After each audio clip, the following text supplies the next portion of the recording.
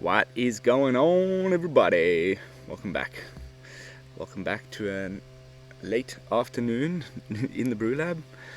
As you can see, I'm back on the farm, and my son is having a nap, so I thought it would be an excellent idea to pop in to Mythic Spoiler and pick up where I left off yesterday. We had reached the end of all the multicolored cards, ending the stream yesterday with Teferi. Today I'm going to pick up where that left off, and I don't know if it would be nicer to just sort of, do one green, one red, one black, one white, and then just sort of go up that way. Or if it would be better for me to just do color by color, but I think I'll just do it in order like that, because then we get to see sort of a spread of cards without getting stuck on a single color. So first off, we are going to be looking at Arrogant Outlaw, a 3 mana 3/2 Vampire Noble. When it enters the battlefield, if an opponent lost a life this turn, each opponent loses 2 life and you gain 2 life. So again, that clause, if an opponent lost life this turn, it's going to be on all the vampires in this set at least. That's what it looks like. Each opponent loses 2 life, you gain 2 life. Meh. Probably mostly for draft. Next up, Defenestrate. Literally means to throw someone out of a window, for those of you who didn't know. Destroy target creature without flying. 3 mana instant. I don't know. There's better removal, which we'll get to today. I don't think this is worth playing. Next up, we've got Consider. I mean, there's just too many good cards with flying. All the dragons, angels. There's plenty of flyers. You don't want to be having to, there's just better removal. I don't see why they printed this. It's probably again for limited. Consider, we've already seen this one. It's the just better opt. Just like yesterday we looked at Play with Fire, the just upgraded version of Shock. This is like just a better opt. And I think specifically when it has to do with a set where there's a lot of graveyard shenanigans going on, then the ability to look at the top card of your library, then put that card into your graveyard instead of what Opt does, which is Scry, which then puts it to the bottom of the library in a random order, or Shuffle even, I believe. Then I think that this is just better in every way, shape or form. Next up, we got Howl of the Hunt. An enchantment aura for 3 mana. 2 colorless and a green. When Howl of the Hunt enters the battlefield, if enchanted creature is a wolf or werewolf, untap that creature. Oh, that is nice. Oh, that is so nice. With flash, untaps one of your werewolves, gives it a +2/+2 and vigilance. That's nice. That's really, really nice.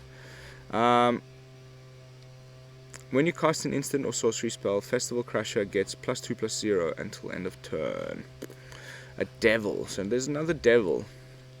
I wonder how many devils they're going to be in the set. So far, the only devils there's this sweeper in red that makes devils as one of the options. And there's the ones that, as Zariel, the Archduke of Avernus, makes with its -0 or whatever, with the 0 ability. So I wonder if there's going to be more devils in standard by the end of this set. Whenever, so it gets it multiple times. That can be pretty good.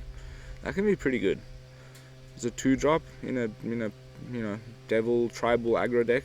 We'll have to see, because you could do like multiple spells. It's whenever you cast. So could get pretty buffed up, and 3 toughness isn't too bad as a 2-drop. That's actually a pretty good card. Next up, Siege Zombie. What's up? Just recording the recording. Yeah. Next up, Siege Zombie. Tap 2 mana for a 2/2 zombie creature. Tap 3 untapped creatures you control. Each opponent loses 1 life. Meh. That's rubbish. That's absolute rubbish.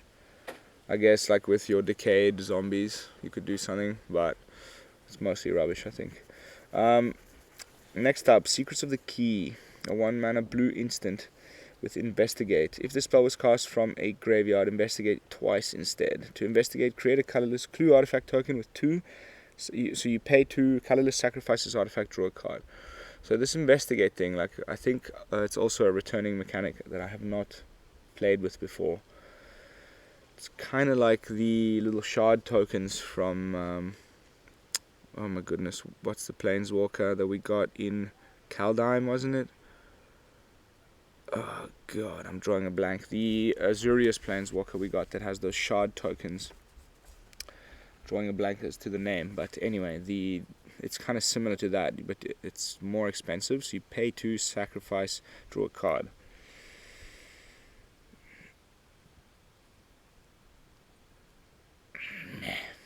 Gotta pay 1 to investigate. Investigate gives you this thing, which then you have to pay 2 to draw a card. So it's pay 3, draw a card total, which can be flashed back. I don't know. I think some of these things might be cool in like Historic Brawl or something, where you have what's his name, Galazeth Prismari, and then you can make a bunch of little artifacts on top of your treasures and use those artifacts, tap them to cast spells. But otherwise, this is pretty rubbish. Next up, a 1/1 human for 2 mana, 1 colorless and a plains. Whenever another creature you control dies, you put +1/+1 counter on unruly mob. That's cool flavor. Makes sense, you know. They get like more and more angry as one of their members die, and they just get more and more bigger and better.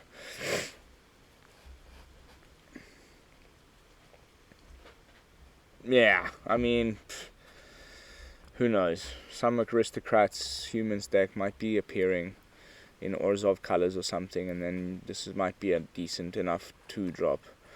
But I think that spot's going to be rather crowded, so probably more of a limited card. Next up, Snarling Wolf. Now this is one that I've already seen people theory crafting into werewolf decks.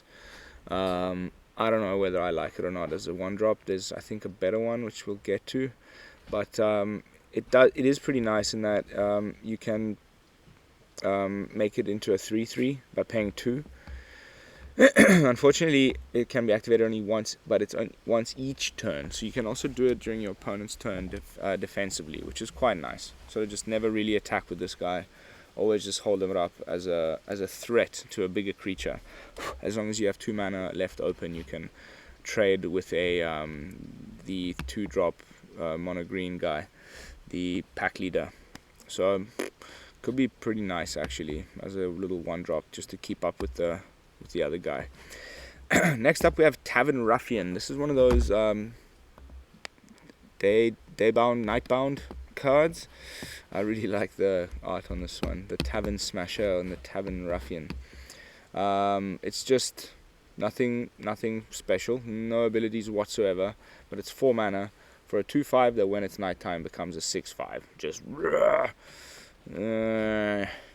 I don't know about this card. I mean, I guess there's a card that we have seen already, I think. Wasn't it Tovolar? Let's have a look here quickly. Nope, I've done that thing again. Boop, boop, boop, boop, boop, boop.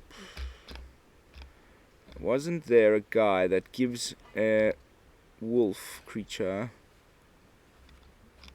I was pretty sure it was a multicolored one. It like gives haste. Is it Tovolar? No, that one gives trample. There is one that gives haste.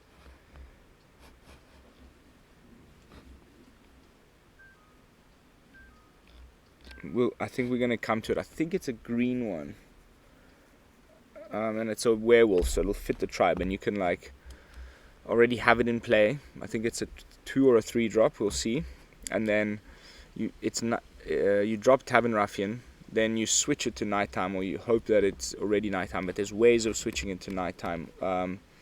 This card in particular caught my eye. We were already talking about it yesterday. I think this is going to be a pretty crucial card in the Werewolf Gruul deck, because you need it to become night on your turn and swing in on that turn before your opponent can switch it back. And not only that, but you get to buff a creature, give it trample, and draw a card.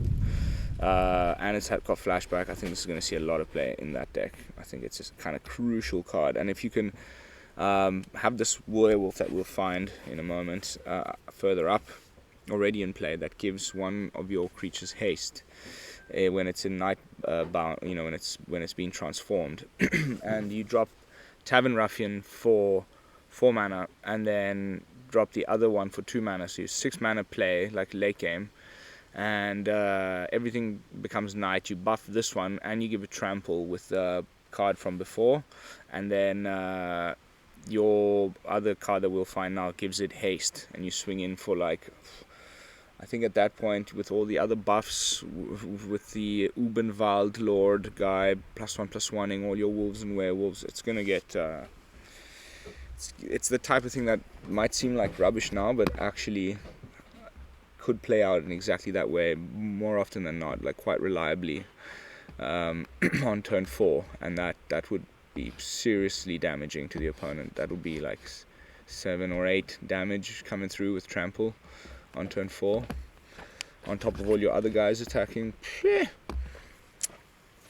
Anyway, next up we have Hobbling Zombie, a 3 mana 2/2 creature zombie with death touch, and when it dies you create a 2/2 black zombie creature token with decayed, so it kind of replaces itself. I think I will put 1 or 2 of these in my zombie deck. I like the death touch, I like that it's kind of on curve, I like that it replaces itself when it dies, so you'll give triggers to the Champion of the Perished twice off of this one card, so it makes for a good blocker.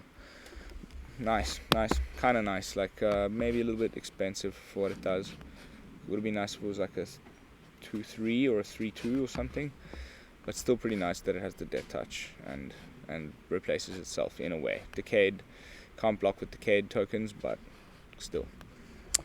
Next up, Stormrider Spirit, 3/3 flash flying, 5 mana. Yeah, this is draft chaff, as they call it. Next up, Candle Trap, 1 mana aura. There's a lot of auras in this set, I'm liking it. Enchanted creature. Enchanted creature has defender. Prevent all combat damage that will be dealt by enchanted creature. Okay, so you put this on your enemy. Coven, pay 3, sacrifice, exile enchanted creature, activate only if you control 3 or more creatures. So you can activate this even if it is on an enemy's creature. So you give it defender, you can't take damage from it, and you can sacrifice it or you exile it at some point. I think that's pretty good for 1 mana. Put it on their biggest creature. It's completely invalidated unless they've got enchantment removal, and you can get rid of it the following turn or on the very same turn for 4 mana total. I think that's pretty good. I think that's pretty damn good. Alright, another wolf. Most of the wolves are in red and green. Pestilent Wolf, 2/2. 2 mana, 1 colorless and a green. Gains death touch until end of turn. Meh. Probably won't see much play. There's better 2 drops. Next up, Famished Foragers, another vampire. 4 mana, 4/3. 3 colorless and a red. When Famished Foragers enters the battlefield, if an opponent lost life this turn. So again, with that clause, that's really confirming that that's going to be it across all the... Ooh, there's another devil. Discard a card, draw a card, add 3 whenever opponent lost life. Oh no, only when it ETBs with this one. Yeah. I can see where that's supposed to happen. You like get through with a little bit of damage, but he's blocked some of your creatures and killed them. You can play this guy and then get an additional 3 mana and play another guy or something, and you rebuild your board state before your next attack and create a pretty decent blocker. That's not bad. Or you can straight away use that mana that you get to discard a card and draw a card instead. That's also pretty nice. Alright, another zombie, 5 mana, 4 colorless and a black. When Diagraph Horde enters the battlefield, create 2 black zombie creature tokens with decayed. When you do, exile up to 2 target cards from graveyards.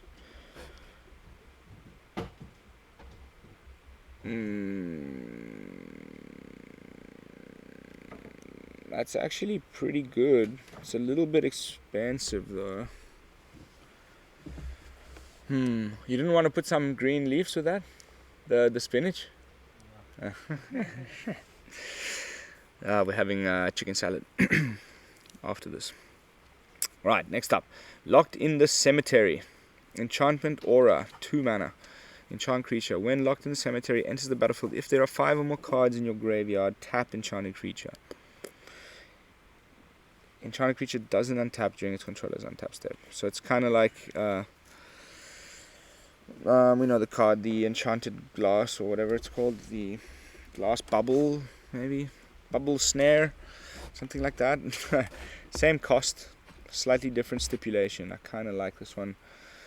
In like a self-mill deck, which I think there's going to be a few of. Probably Sultai, Golgari, maybe Prismari.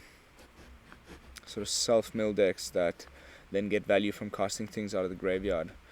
There's a few different things like that looking like it in the next standard, and I'll point them out when we go across them during the review here. Next up, Ritual Guardian, 3 mana, 2 colorless and 1 white for a human soldier, 3/2 with Coven. At the beginning of combat, on your turn, if you control 3 or more creatures with different powers until gains lifelink. Yeah, for 3 mana, it's rubbish. There's so many better cards in the 3-drop slot right now, especially in white. It's a very crowded spot in white. There's no reason to play that card. There's way better cards at the moment. Candlelit Cavalry, 5 mana, 5/5, human knight. There's a lot of knights. Misalaiki. I like tribal decks, we all know that. Coven gives a trample. Might be kind of okay. Probably more of a limited card. Here's another devil. So we've already got 3 devils now. A 2/3 for 3 with menace. It becomes day as it enters the battlefield. Whenever day becomes night or night becomes day, it deals 1 damage to each opponent. Pretty cool.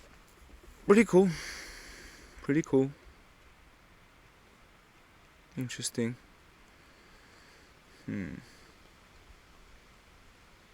Alright. We'll have to see if there's any other devils. Now I'm getting excited. With Zariel and this dude. And the Festival Crusher. And lots of little burn spells. Looks like this guy is the same guy that's like burning stuff in Play with Fire or whatever it's called, the new Shock. It looks like the same little character. Right, next up, Blade Brand, 2 mana for an instant. Target creature gains death touch until end of turn, draw a card. Yeah, might be relevant at some point, I don't know. Bit of a wonky one. Card draw, we've got better ways of doing that right now in black. Death touch to a creature. Some sort of a fin deck. We'll have to see. Next up, Larder Zombie. Another zombie in blue. Tap 3 untapped creatures you control. Take a look at the top card of your library. You may put it into your library.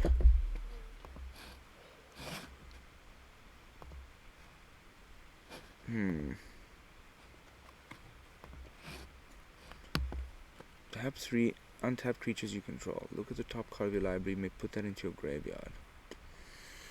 I guess you use your decayed creatures to do that with.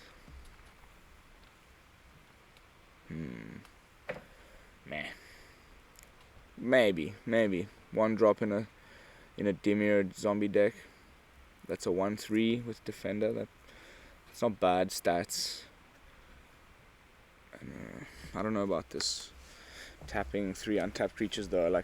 So then you're gonna only be able to do that if you tap it as well, which you can. Doesn't say other. Then you would need 2. So 2 more turns, and then all you get for that is looking at the top card of your library and putting it in your graveyard if you want to. And I guess then you reanimate it in some way, shape or form. or flash it back or whatever. Yeah, not my cup of tea.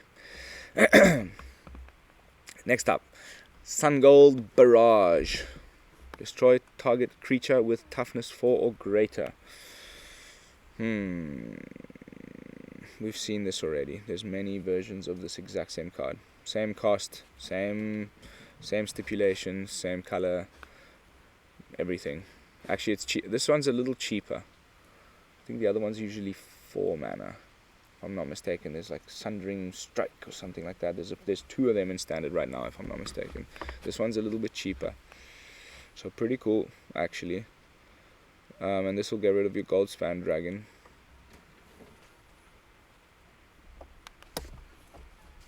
It's in a bowl, my darling. The chicken is in a bowl. Might of the Old Ways. Target creature gets +2/+2 until end of turn. Coven. If you control 3 or more cards, draw a card. That's pretty cool. So Coven on an instant. That's super cool. I like that. +2/+2 for 2 mana, and you can draw a card if you've got Coven. This will be good in a. I'm also looking at an Abzan humans deck. That should be pretty sweet. Immolation, 1 mana, aura, enchant creature gets +2/+2. Nice, very nice. I think there'll be some decks that'll be happy about this. I'm trying to think which, but that's cheap to give +2/+2. Oh, +2/-2. Sorry, I got a little dust speck on my screen. Okay, so that's rubbish. Eaten Alive, 1 black, add an additional cost to cast a spell. Whoop, pardon me.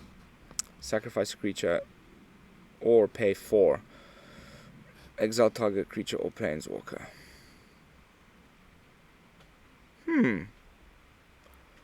Okay, you can sacrifice one of those stupid little decayed zombies and just pay 1 to exile a target creature or planeswalker. I think that's pretty gas. And if you don't have something to sacrifice, you can still just pay 4 and do it. Unfortunately, it's not instant speed, but that's good. I think that's pretty good. That's good removal. I like that. And it seems to be supposed to be putting it in a zombie deck anyway from the artwork. Okay, we still got loads to go. I think what I'm going to do is I'm going to take a quick break and come back at you with a part 3. I need to put some chicken salad in my mouth and drink a beer. And hopefully my son will still be sleeping. I'm going to come straight back and continue right where I left off. I'm just going to continue onwards to Candle Grove Witch. So the next up, we have Startle. I've seen a few friends of mine already putting these in zombie decks that they're theory crafting. 2 mana, 1 colorless and a blue for instant. That gives a target creature -2/-0 until end of turn. And you create a 2/2 black zombie creature with Decayed.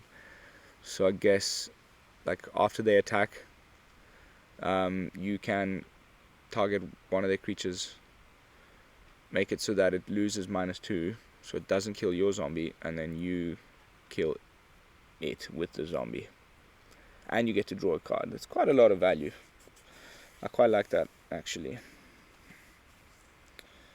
It's going to be interesting to see like how much removal we have to play in the zombie deck. How fast does it go? Is it more of a tempo deck, like something akin to, let's say, Dimir Rogues, or is it going to be more of a aggro deck or a control deck? It's going to be interesting to see how it plays out. Do we need more removal, more counters, or just lots of zombies and just go really, really wide?